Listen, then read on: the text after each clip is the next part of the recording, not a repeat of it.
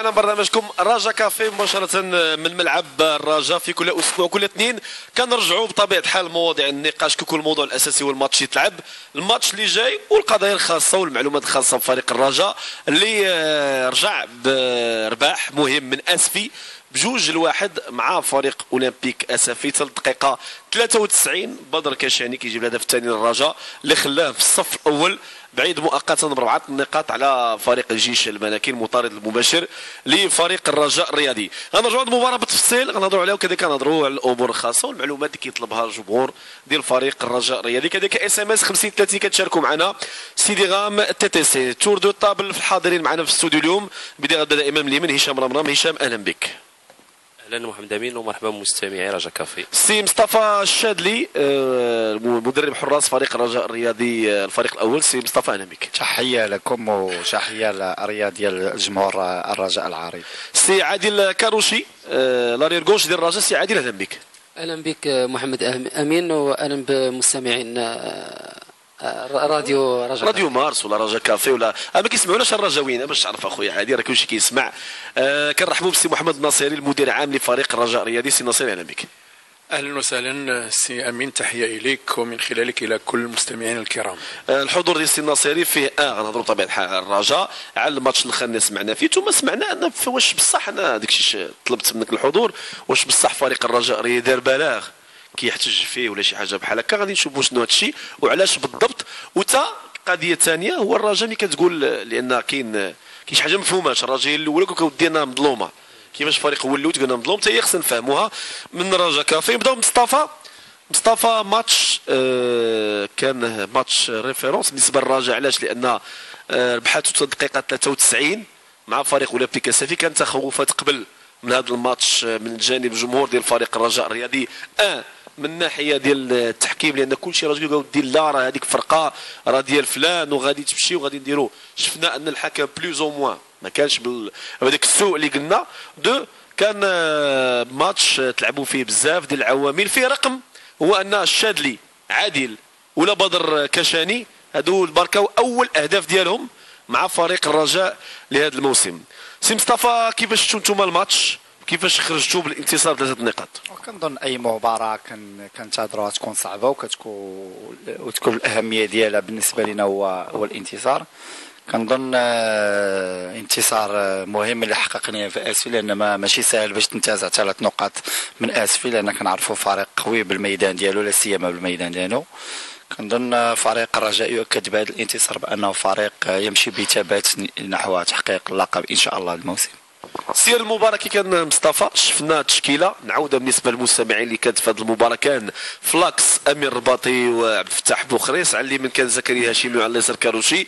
ميليو تيري كان اول حاج اللي خدا حمراء سي محمد اول حاج يمكن هذيك كانت ثاني حمراء بعد الحمراء اللي خداها في ديربي هذه تقريبا 2 المواسم. محمد الحاج هذه ثاني حمراء عنده في المسار ديالو مع فريق الرجاء الرياضي. كوكو كيلار عادل الشادلي محسن ياجور محسن متولي ياسين الصالحي. من بعد دخل تباعا كل من اللاعبين اللي دخلوا لفريق الرجاء في هذه المباراه. كان طرد كما قلنا ديال محمد الحاج. كان دخل مجد الدين مكان متولي. كان دخل كذلك اللاعب بدر كشاني مكان ياجور. ودخل اللاعب اللي هو كوشام مكان اللاعب عادل الشادلي بعد الطرد. وشفنا الرجاء ماركات البيت في الدوزيام ميطا ضيعات محاولات كثيره من بعد تمارك على الهدف.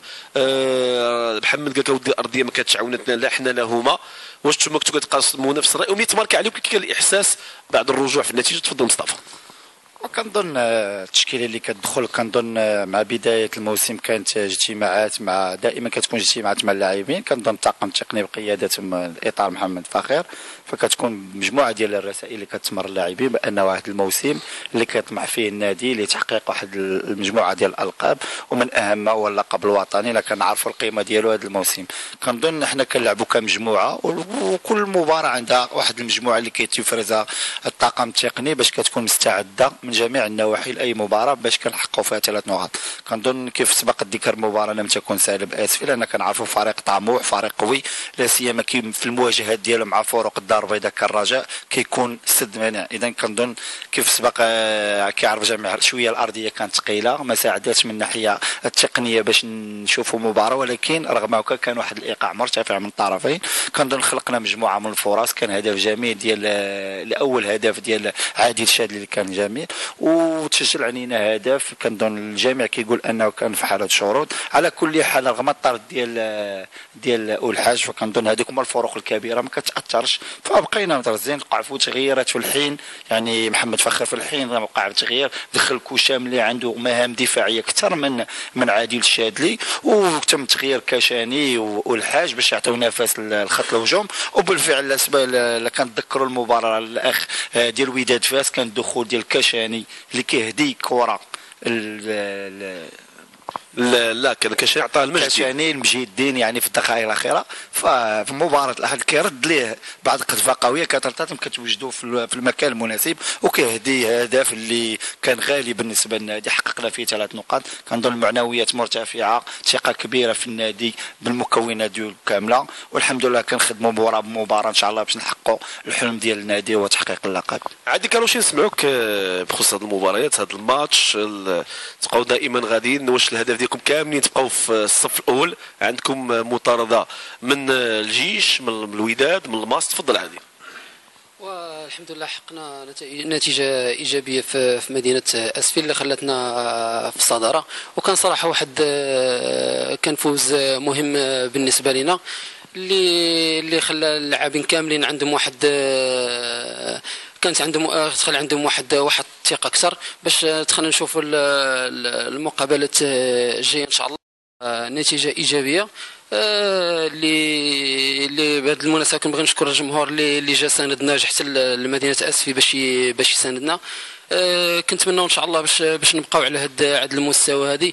وصراحه فريق الرجاء البيضاوي اللي فرق كبير، وباللعابه اللي في المستوى صراحه، اللي بقينا تسجل لنا هدف وخرجنا اول حاج بحمراء، وبقينا ما هبطناش يدنا الارض. الحمد لله حتى حققنا نتيجه ايجابيه اللي خلتنا في الصداره، وبالنقاط اللي ب10 نقاط على فريق الوداد البيضاوي وب4 الجيش الملكي. ديتي بالوداد ديريكت. راه انت عندك الجيش هذا هي الثانيه باش علاش كتصفقوا الله يهديك. السي ناصر سمعنا كانت بريم سبيسيال في هذا الماتش بصح؟ انا سمعت بغيت نسول، انت تقدر تاكد لنا ولا تلفي لنا القضيه هذه اخوان الا سمحتوا الله يجازيكم بخير. فعلا الاخ امين كاين منحه اضافيه اللي قرر السيد الرئيس انه يساهم بها في هذه المقابله نظرا للقيمه ديالها والاهميه ديالها في هذا المنعرج، وكاشاره وكرساله منه فعلا منحه اضافيه للفريق، كاشاره من السيد الرئيس والمكتب على انه الفريق الرجاء عازم باش يمشي في اقصى ما يمكن من تحقيق النتائج الايجابيه، وانه يعمل كل ما في امكانياته، لا توفير الدعم ولا توفير الظروف الملائمه للفريق ولا تهيئ الاجواء كلها حتى يمكن للاطر التقنيه واللاعبين ان يضعوا نصب اعينهم هدف واحد، وهو ارضاء هذه الجماهير والعمل من اجل تحقيق هذه الاهداف، او على الاقل حتى لا يقال غدا لماذا لم يتوفر هذا ولماذا لم يكن هذه المساله ولماذا. فكل الاوراق بما فيها الامكانات الماديه والتهيئيه والاعداديه والمعنويه وضعها المكتب رهن إشارة الفريق بأطوره ولاعبيه، ومنها التحفيزات اللي هي كتواكب النتائج الإيجابية. هذا شيء فرض نفسه بكثرة توالي النتائج الإيجابية تفرض أن توازيها هذه الاهتمامات المادية والمعنوية من طرف المكتب. هشام راه مشكل نقولوا دابا الفيراج الصعيب بدا عند الرجاء، اما اللي قبل كان صعب لان الرجاء قبل لعبات مع فرق مهدده بالنزول، دابا الرجاء عندهم غير اسفي اللي حسينا من الرجاء بحال كان عندنا ماتش ريفيرونس، يعني بحال ما كانوش شيقين انهم غادي يربحوا في اسفي، وغادي نرجعوا لها مع الشادلي وعادل الكاروشي. من بعد منا الرجاء نهار السبت مع 3 عندهم المغرب التطواني، الاربعاء مع 8 غادي يلعبوا الاياب مع فريق العربي الكويتي، ما غاديش يلعب مع لي فار، يلعب مع اولمبيك خريبكا الدوره اللي كيقدروا يخرجوا في خريبكا، ثم من بعد الرجاء اللي غتستافدوا غتلعب 3 المرات بالدار البيضاء، غتلعب مع لي فار وغادي تلعب مع الماس وغتلعب مع فريق الوداد الرياضي. دونك هذا هو الباتشات اللي غادي يكونوا ديال الفريق 4 المرات في الدار البيضاء، لان غيلعبوا مع لي فار ومع فريق المغرب الفاسي والوداد وشباب الريف الحسيمي. يعني الوداد كيتعتبر لقاء خارج الميدان، لان كان في الاول اللي كيستقبل الرجاء واللي استقبلت في ماتش عليه. يمكن نقولوا واش هذا المنعرج ديال اللقب بالنسبه للرجاء؟ تفضل هشام. هو منعرج بالنسبه للرجاء وبالنسبه كذلك الفرق اللي غتلعب معها، وبالنسبه للبطوله كنظن انه غيكون في صالح البطوله اولا، لانه غيعطي مباريات اللي هي مواجهات مباشره بين المتنافسين على اللقب، وهذا يمكن غيضمن الفرجه، غيضمن التنافسيه، ويمكن يضمن حضور جماهيري، ونتمنوا انه يعطي صوره جميله على كره القدم المغربيه. الرجاء الان يمكن انها وهي كتنتصر او كتحقق نتائج ايجابيه كتختبر حتى نفسها، لانه الفوز كيجي في بعض الاحيان في واحد الظروف اللي هي صعبه. مثلا في اسفي طرد لك لاعب، كملتي المباراه ب10 وقدرتي تنتصر وحافظتي على الانتصار. الرجاء كذلك الى لاحظتي هو انه دائما الحل كيجي من عند لاعب اللي كيدخل بديل، يعني من بين الاهداف اللي كيفوز بها الرجاء على الاقل هدف كيسجلوا لاعب اللي كيدخل كبديل. يعني واحد الاشياء اللي يمكن كتكرر دائما في الرجاء، هذا يعني بانه كاين اشياء اللي مضبوطه ويمكن انه مخطط لها، يمكن انه الميدان كيحكم في اخره المطاف. بالفعل انه مباراه اسفي كيبان لك الفريق ثاني في واحد الفتره من الفترات دخل مرحله الشك، ولكن يمكن انه دائما اللي كنركز عليها فالرجاء الان اللي كيتميز هي القوه الذهنيه. الرجاء كيدخل مرحله الشك ولكن كيرجع ملي كيتستافز فهو كيعود في المباراه، ولاحظنا انه الفوز جاء في واحد الوقت اللي يمكن انه الجميع كيقول المباراه تنتهي بتعادل، ورد فعل كان ايجابي جدا. وكنظن انه المنعرج الان غيزيد يصعب. لماذا؟ لانه الرجاء ملي كيحصد في النقاط وكيسترجع الصداره، فهذا يعني بانه الجميع غيستعد ليه. كنشوفوا انه مع فرق اللي يمكن ما كتنافسش على اللقب كيلقى صعوبه، فما بالك كم فرق اللي كتنافس على اللقب. فكنظن انه الصراع ما غيكونش سهل بتاتا بالنسبه للرجاء. قبل الماتش مصطفى، قبل ما نرجعوا مع السي الناصري، سمعنا كثير على تخوفات الرجاء من التحكيم، وديك عندنا تساؤلات، لان بالنسبه لنا الفرق الكبرى خصها تكون تعطي ليكزامبل، ما تخافش. يعني واش كان عندكم انتم كستاف كلعابه التخوف من الحكم يقدر يدير معكم شي حاجه ولا شي جيست ولا؟ تفضل مصطفى. كنظن الحكم طرف في اللعبه، يمكن يصيب يمكن يخطا، غير ما يكونش عن قصد. كنظن ما عندناش شي خوف في النادي. الجماهير من حقها لانها كتخاف على النادي ديالها وكتغير عليها وما كتخافش حتى شي شيء يمكن ياثر ليه على المسار ديالو. كنظن حنا كطاقم تقني يعني كنحاولوا اللاعبين ديالنا الرسائل كاع اللي كتوجه لهم لا في الاسبوع ولا في اليوم المباراه ان الحكم نخليوه يدير الخدمه ديالو، نبقاو حنا مركزين. كنظن اللاعبين ديالنا استوعبوا كثير رغم كتكون بعض المرات بعض الاحتجاجات اللي ما كتخرجش على النطاق ديالها، ولكن كنخليو الحكم يدير العمل ديالو وكنلعبوا المباريات ديالنا، والاهم ديالنا هو داك التركيز باش نفوزوا من المباراه. فكنظن ما عندناش شي تخوف، والطاقم التقني دائما كيلحي كل مره لا داخل لا في المباراه لا وسط المباراه لا ما بين الاشواط باش نخليو الحكم يخدم خدمته ونتركزوا. وكيف هذا هو، والحمد لله الامور غادا في الاتجاه الصحيح. سي ناصر، علاش هذا التخوف؟ شكرا سي امين. اولا ان كيف قلتي قبيله في الملاحظه ديالك، فريق في الرتبه الاولى ويرفع اصبعه للاشاره، فهذا دليل على ان فريق الرجاء لا يرى نفسه فقط، بل هو يغار على واحد القضيه سميتها البطوله الوطنيه، وبالاخص اننا نعتبرها هي نقطة الضوء التي لا زالت في هذا النفق المظلم اللي غدا في كرة القدم بعد الانتكاسات المتتالية على مستوى المنتخبات. إذا ما بقى إلا هذه البطولة أننا نحميوها، وبالأخص في مراحلها الأخيرة نحميوها من أي شائبة اللي يمكن تخدشها، وبالأخص أن المقابلات المتبقية كلها مقابلات يكون فيها المنافسة في أقوى درجاتها، وبالتالي لا بد من توفر عنصر أساسي وهو عنصر التحكيم. التحكيم لو أن الرجاء انهزمت وعاد رفعات الصوت ديالها قد يقال الرجاء كتبحث عن شماعة تعلق عليها فشلها أو أخطاءها، ولكن أثناء الانتصار يجب أن توضع النقاط على الحروف الحقيقية ديالها. لو نفرض أن الرجاء ضاع منها مقابلة مثلا بأخطاء تحكيمية وبالاخص اخطاء واضحه. وكيف شفتوا ان التعليقات على مستوى الخبراء ديال التحكيم، وبالاخص مثلا النموذج ديال راديو مارس، ان السي موجه اكد وبالملموس وبالصور هذه الاخطاء التي ارتكبها التحكيم في هذه المقابله. الرجاء منتصره، الرجاء هي الاولى. الان فين كيحق لها انها تضع الاصبع على الخطا، هذا الخطا الذي قد يصبح خطرا في المقابلات المتبقيه، لانه كيف كنقولوا المقابله الا مشات وملي ما يمكنلكش ترجعها وما بقاش عندك الوقت في المقابلات المتبقيه. اذا غيره على البطوله الوطنيه، غيره على عداله التحكيم ان يكون في المستوى، غيره على الحفاظ على المستقبل حتى لا تكثر الاحتجاجات وبالاخص في هذا الظرف، لان الترمومتر طالع والتذمر عارم لدى الوسط الرياضي. فنرجو أن تكون هناك عناية بالبطولة الوطنية، لا على مستوى التحكيم ولا على مستوى المراقبة ولا على مستوى النزاهة، حفاظا على المصداقية المتبقية إن كانت هناك ظاهرة أو على الأقل أنها تلوح في الأفق، أن نحافظوا على هذه البطولة باش نحاولوا تبقى الجماهير في المدرجات، والا غدا تصاب حتى هي بهذه الانتكاسه وغدا تبقى المدرجات فارغه. الا كان تحكيم في المستوى، الا كانت تظلمات على هذا الفريق او ذاك او غيره في المستقبل، فحفاظنا على هذا الشيء هذا هو الجانب الايجابي، ان الرجاء تتكلم وهي في المقدمه، وهنا حفاظ على المصداقيه كما قلت للبطوله الوطنيه.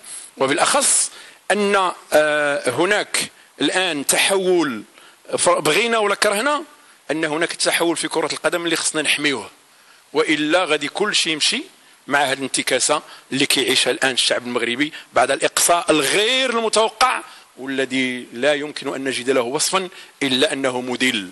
فبالله على الجميع ان يسعى للحفاظ على ما تبقى من الكره الوطنيه، وهي البطوله الوطنيه، لانها عندها ميزات متعدده، انها بطوله غدا تجرى الفائز فيها او الوصيف في المغرب على مستوى الانديه الوطنيه وعلى المستوى العالمي.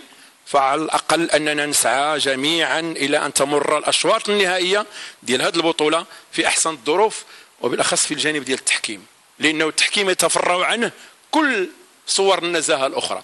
فاذا كان التحكيم نزيه فانا ذاك اللي خسر راه كيخسر برضاه، واللي فاز فله الفوز الايجابي. اما الفوز اللي بين قوسين المسروق فهو لا يعطيك، حتى ديك النشوه كتكون مزيفه. فنخلقوا الفوز الايجابي واللي يعطيك نشوه حقيقيه. كاين اللي كيقول العكس، يقول الرجاء هي اللي مستافده من التحكيم. مزيان.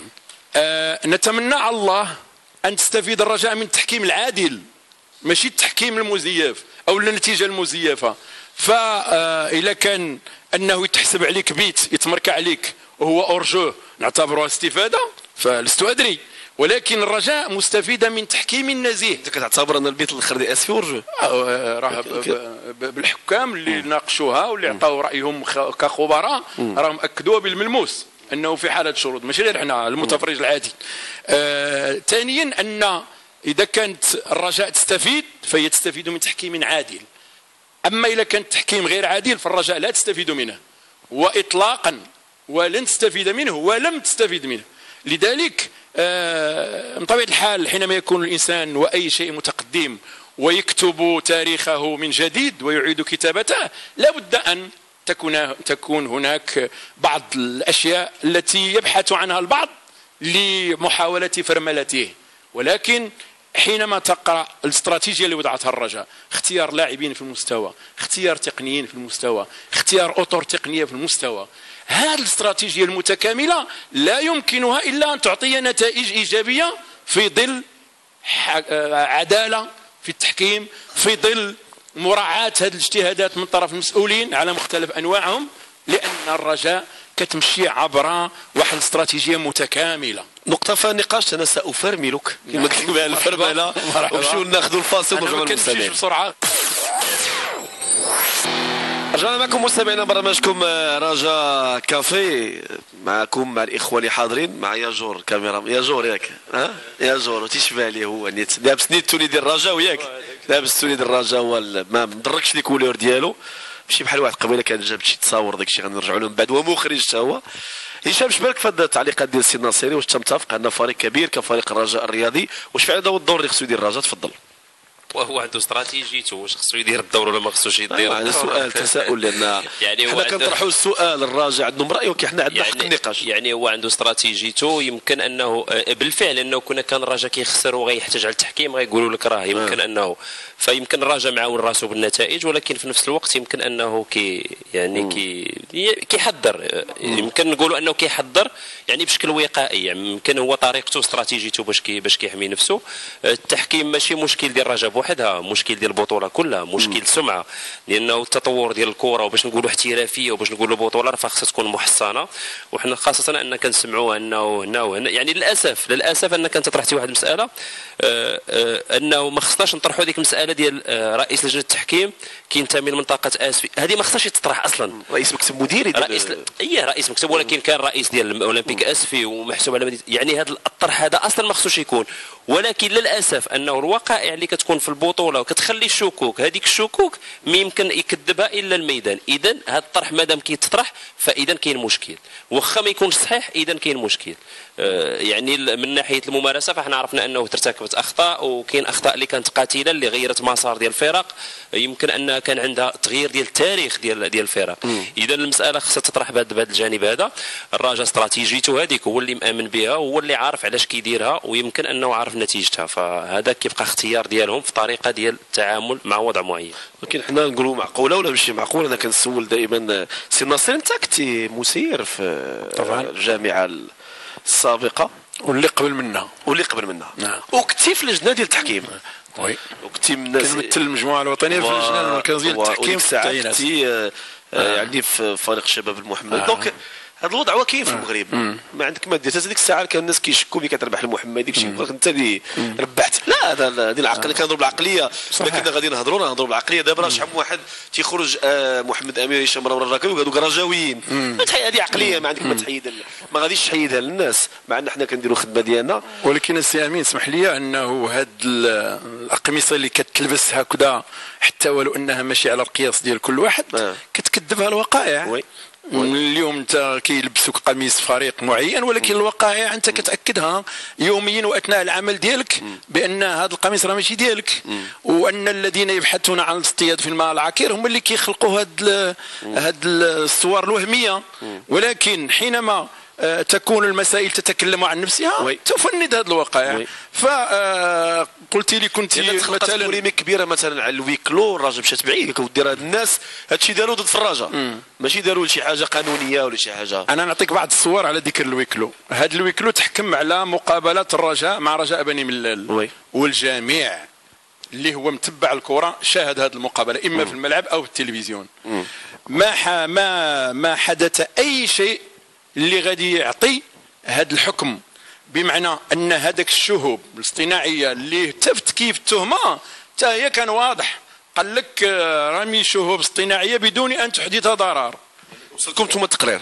لا، وصلنا الحكم تقرير. لا ماشي تقرير، لا نوتيفيكاسيون داكور فيها 3 ولا 4 قانونيه. انتم كديروا هذه الحال هي ملي كتحكم قول لي علاش حكمتي عليه. فوالا كنقول لك ها التهمه ديالك علاش تحكم عليك.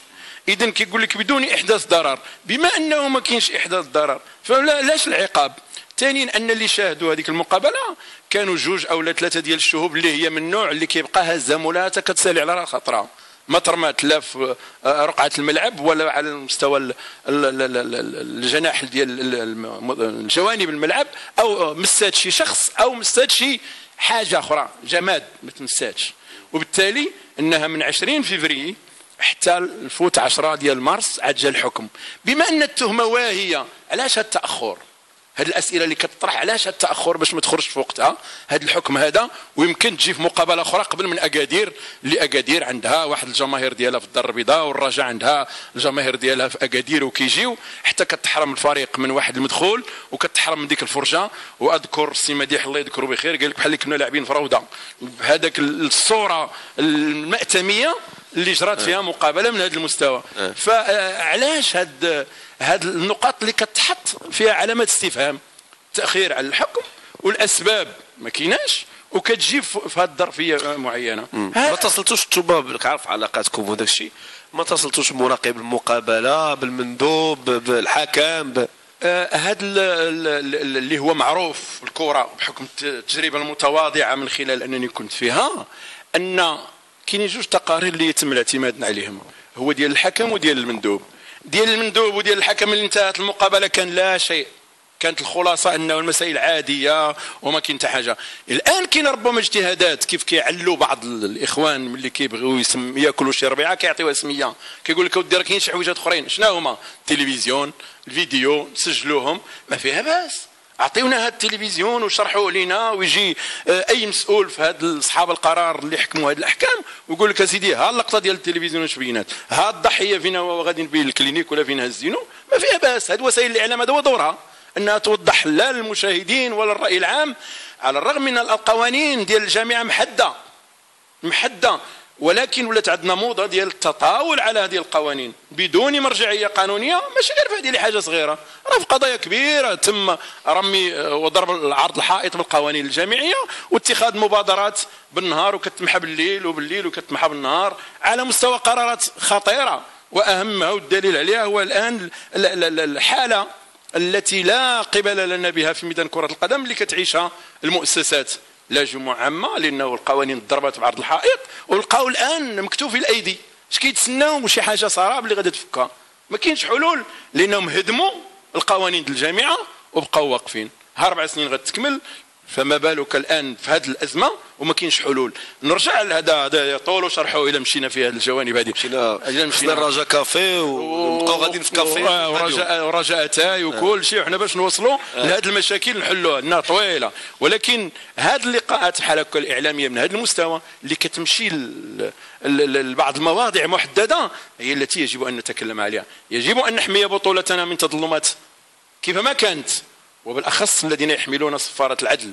يجب أن تكون الأحكام الصادرة لها مرجعية قانونية محضة ولا اجتهاد مع وجود النص. الحكم ما كاينش كيخطأ، الخطأ الحكام طبيعي وبشري، ولكن إذا كان فريق كبير ما غيسمحش للحكم في الخطأ، فشكون يسمح للحكم؟ لا، ليس هناك فريق كبير ولا آخر في الخطأ. سي أمين، ما تقدرش تقول لي أنا مشيت في السونسانتير دي خطأ وقتلت روح، سمحوا لي راه مشيت خطأ. وشكون غادي يرد لنا ديك الروح؟ مشات عند الله، فين هي؟ فين غنجيبوا هذه المقابله اللي فيها خطا هكذاك حال ديال الحكم؟ ايوا ضاعت لك بطوله، ضاعت لك كيف قال قبيله هشام، راه كاين قرار ديال الحكم اللي ضيع فرقه عمرها ما طلعت، وراه باقي عندنا الارشيف اللي هو باقي جديد، فريق اللي ضاعت له مقابله السد مشى حتى الان فينا هو اللي كان طامع يطلع للبطوله الاحترافيه. اذا خطا، احنا نسعاو الى محاوله تجنب الاخطاء، والا لا داعي لها التحسيس ولا التوعيه اللي عبر وسائل الاعلام وعبرها من جميع مختلف الانواع ديالها. لذلك ناقوس الخطر يجب ان يدق قبل ما تنزل الفاس في الراس كيف كيقولوا. ناخذوا لي اس ام اس ديال المستمعين. خويا امين، واش ما تطلبش من بودريقه يحول لك من نصلي على الجمهور المكانه فين اخويا يحولها؟ طلبوا انتوما، انا ما عنديش طلبات مباشره للبودريقه. تحيه تطوانيه لعائشه من المضيق وديما المغرب التطواني، هذه بدات معكم لي كولر من دابا اخويا مصطفى. تحيه لكانوشي احسن داير ايسر في المغرب، ومصطفى الشادلي مفخرا لكل رجاوي ديما الرجاء عبد الله من سلا. سلام محمد امين، معك جباره عبد الحق الرجاوي من عين حروده، كنهدي الفوز ديال فريق الرجاء البيضاوي البنتي رجاء. وقول مصطفى الشادي سلم ليا على الاخ ديالو رشيد. عندك اخ رشيد؟ انا ما عرفتش اخ رشيد، شحال ما تنعرفوك. سلام سعيد من مكناس، كنتمنى الفوز بكاس العرب وان شاء الله بالبطوله، وديما رجاء وديما ماروك في القلب، ونتمنى لهاد السحابات دوز دغيا. سامي سول لي علاش الرجاء كتلعب بجوج دي ريكوبيراتور كوكو والحاج مابيديك وشام plutôt que Coco avec un relayeur comme Chadli au moins à domicile. كيتكلم عن الميدان ديالو، هذا سؤال نرجعوا ليه مع السي مصطفى. الياس حسن من عين السبع، مع انه الحاج في المباراه ديال اكادير مون الى في سون غور ماركا. من عين رجاوي حرس سي امين سول لي الزعيم الحراس ديالنا الشادلي، واش بصح تعرض لمضايقات من الجمهور ديال اسفي وجزاكم الله بخير؟ واش بصح هذه باش نحيدوها من دابا؟ لا يعني الحمد لله اسم مصطفى محترف في جميع الملاعب، وانا كل احترام للجميع. سلام بدر الدين من كازا. سي الناصري، واش عندك شي خبر على مابيدي؟ واش مازال في بلادو؟ راه عندهم مشكل سياسي. تفضل سي الناصري. كنتمناو يرجع لنا، مشى بالبي الي روتور لحد الساعه مازال ما رجعش. مازال ما رجعش.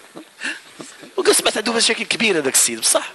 مشاكل شخصيه في حياته الخاصه، ما حاولش يضبط واحد النمط في حياته، كيحاول يعيش اكثر من الطاقه ديالو. ولكن الحمد لله الان الرجاء شاف انه ولا ستار، عنده طقوس ديالو خصو يراعيها. خويا امين مشكور بزاف حيت جبتي لنا مسيو شادلي احسن كارديان في المغرب. اي ميرسي علي دو ميدلت. Amine, après le coup d'État en Afrique centrale et la fermeture d'aéroport Bangui, quelle est la situation de Vivian Mabidi? سمعنا انه في الافريك دو سود، اللي سمعت انا هو انه في الافريك دو سود. عندك شي اخبار في هذا القضيه؟ لا، غير الجانب الجميل هو انه الجمهوريه كيقول لك ماشي مثقف. الان كيبينوا انه الناس متبعين الاحداث السياسيه.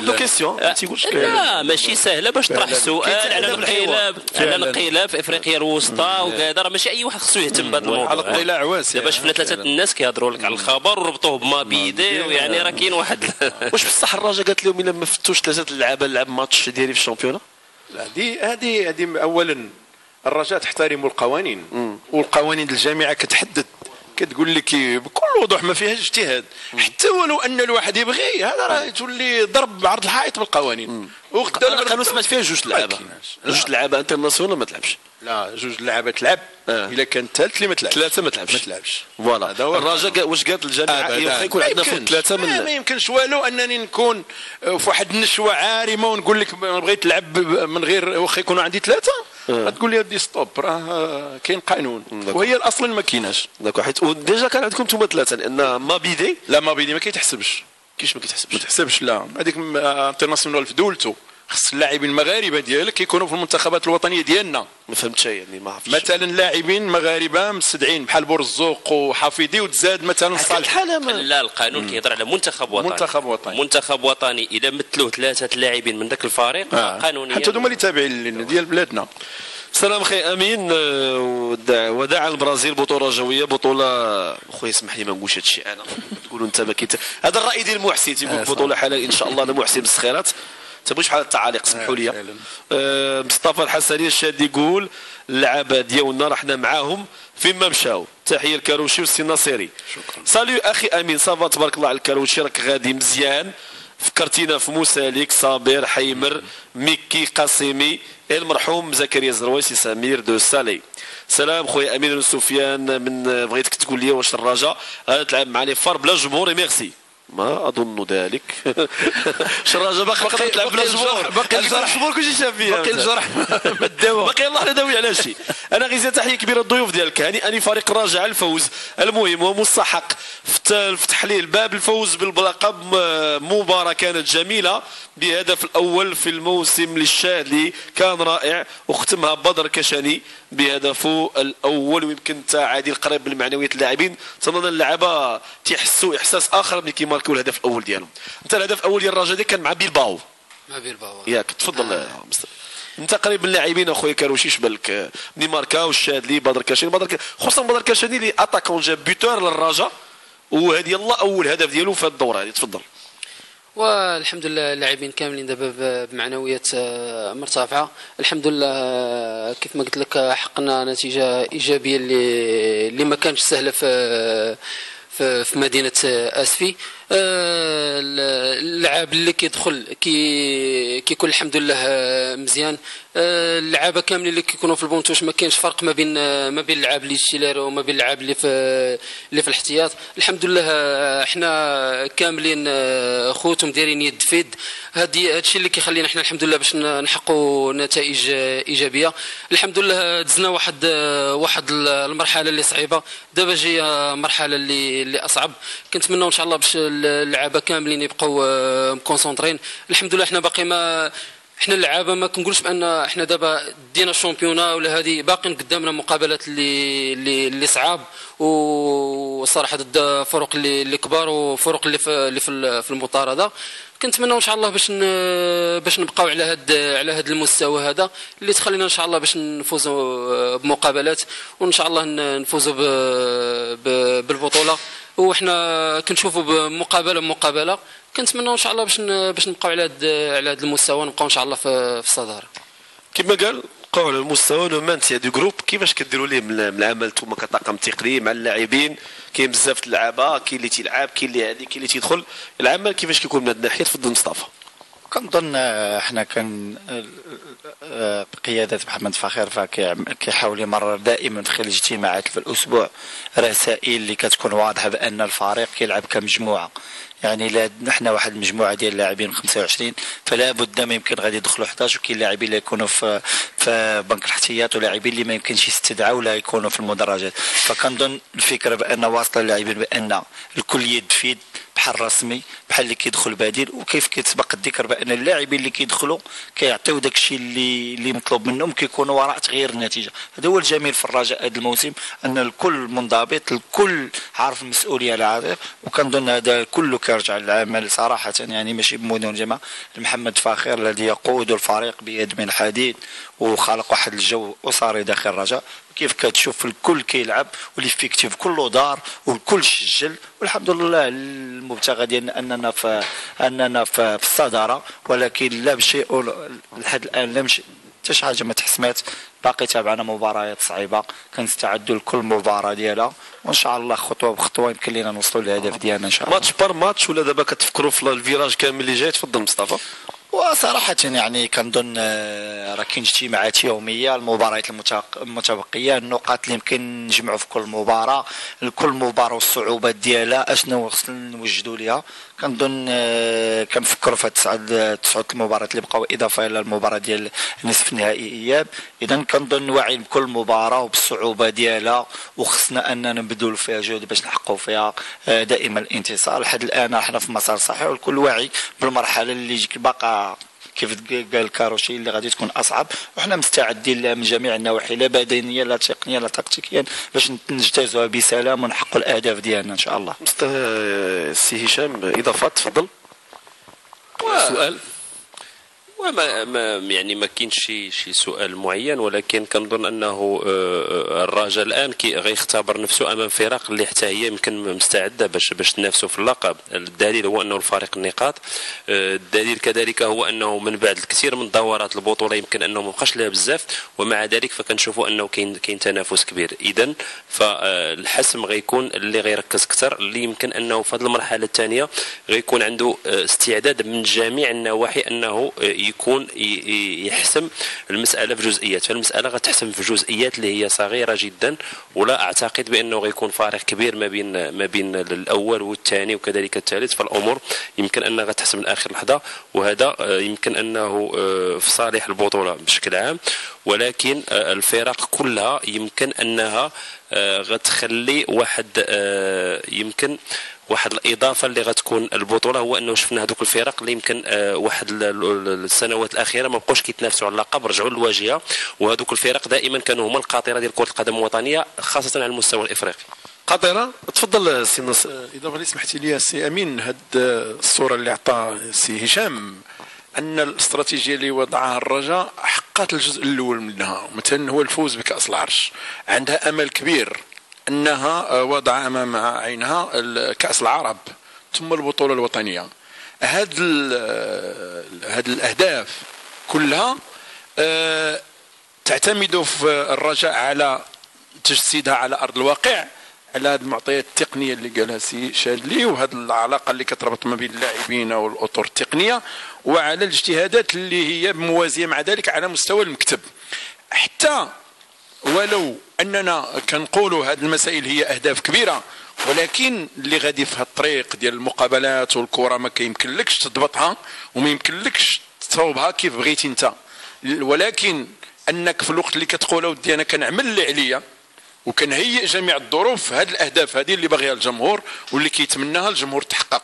ففي حاله ما ان هذه النتائج خالفت هذه المطامح فكيكون الانسان على الاقل انه لم يقصر في اي مجهود من هذه المجهودات لا على المستوى ديال اللاعبين ولا على المؤطرين ولا على المكتب ولا على الجمهور الذي نامل ان يجسد هذاك الدور ديالو اللي موالف به بحضوره بحمايته لفريقه بمراعاه الظروف والطقوس ديال الملاعب اللي خصو يحافظ عليها باش ما تكونش بعض الاخطاء حتى من طرف بعض المندسين اللي ما هماش رجويين حقاق انهم يخلقوا بعض المشاكل لان الظروف صعبه والاهداف كبيره واذا كانت الاهداف كبيره غادي تتعب من اجلها هذه النفوس ديال المكونات ديال الرجاء.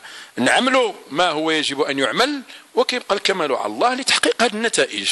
في دقيقه الرجاء واش فعلا غدير شي بلاغ بالنسبه للجامعه هذا الاسبوع حول لان سمعت جيت قبل نسول سي ناصر واش فعلا غديروا شي بلاغ تحتجوا فيه على ان جاتني غريبه بغيت نسول على هذه القضيه. نحتجوا عليه على التحكيم ديال المباراه. لا درنا مراسله فعلا اليوم فهي اثاره انتباه، هي لإثارة الانتباه حول أن الأهمية ديال ما تبقى من البطولة خصنا ماشي على الماتش ديال اسفي، لا هي اعتمادا على بعض الوقائع اللي دازت في المقابلة ديال اسفي اللي هي تجسدات في ضربة الجزاء اللي علن عليها الحكم، وكان حكم الشرط تحلى بالشجاعة وبين على أنه كاين شروط وعلى أن الإصابة اللي تمركات هي في حالة شروط، ولكن ملي جا الانتصار ما يمكنش نغفلوا ونقولوا لا ربحنا، لا ما نشيروش لهذه الحالة، لأن هناك مقابلات مصيرية ومن الصعب اننا نخليوها هكذا تدوز من المنتيرو. انتباه لانه هذا واحد الجزء من الحس الوطني والغيره على البطوله الوطنيه.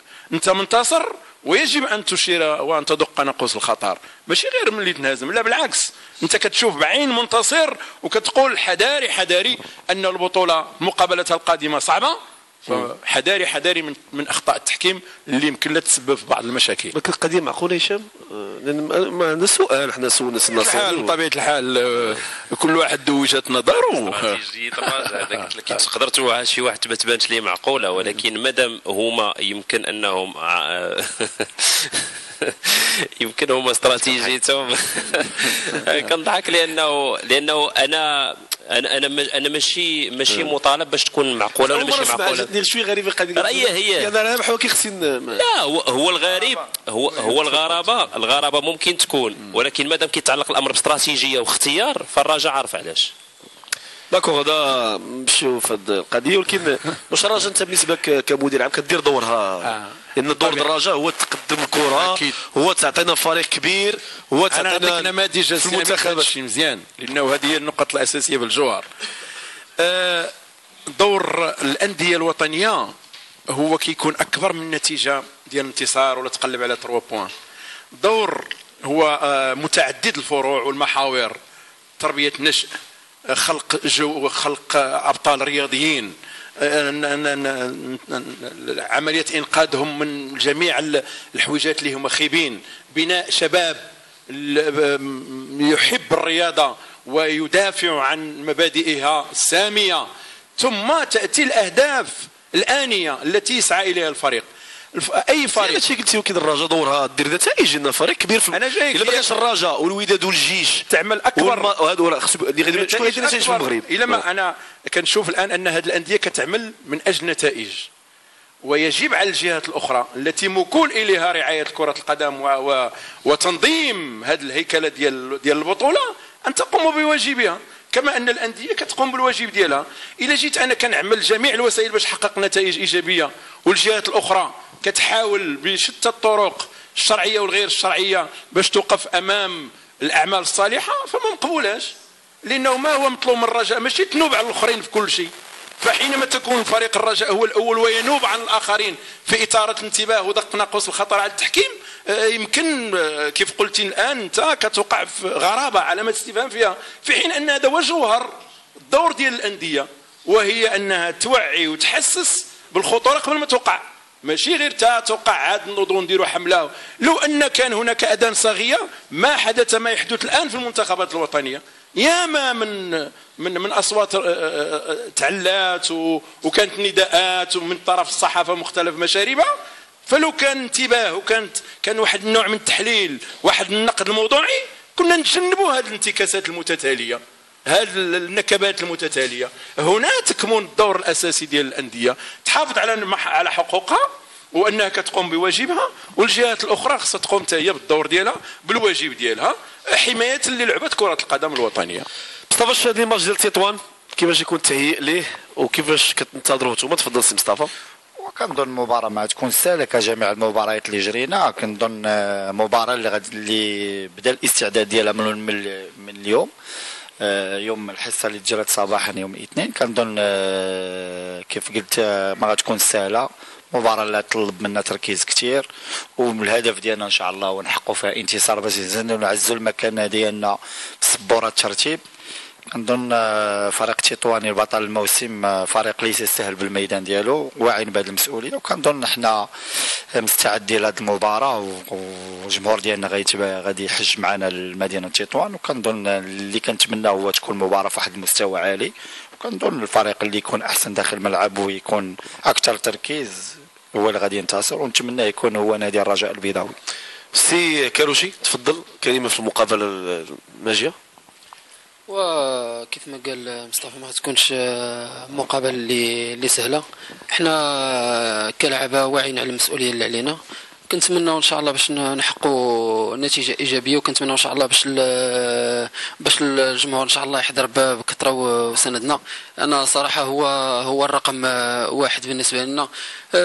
كنتمنى ان شاء الله باش نرجعوا ان شاء الله ب 3 بوان من تطوان اللي تخلينا ان شاء الله في الصداره، ويكون تكون عندنا معنويات مرتفعه اللي تخلينا ان شاء الله باش نلعبوا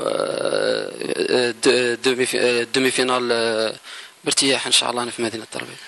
شكرا علي كاروشي، شكرا مصطفى الشادلي، شكرا هشام رمرم، شكرا السي محمد ناصري على الحضور ديالك مدير عام لفريق الرجاء، شكرا الحضور كريم. هذا محمد امين كيحكي بعد قليل تشكيله مشكله مع محمد بوتوزاز. الى اللقاء. رجاء كافي.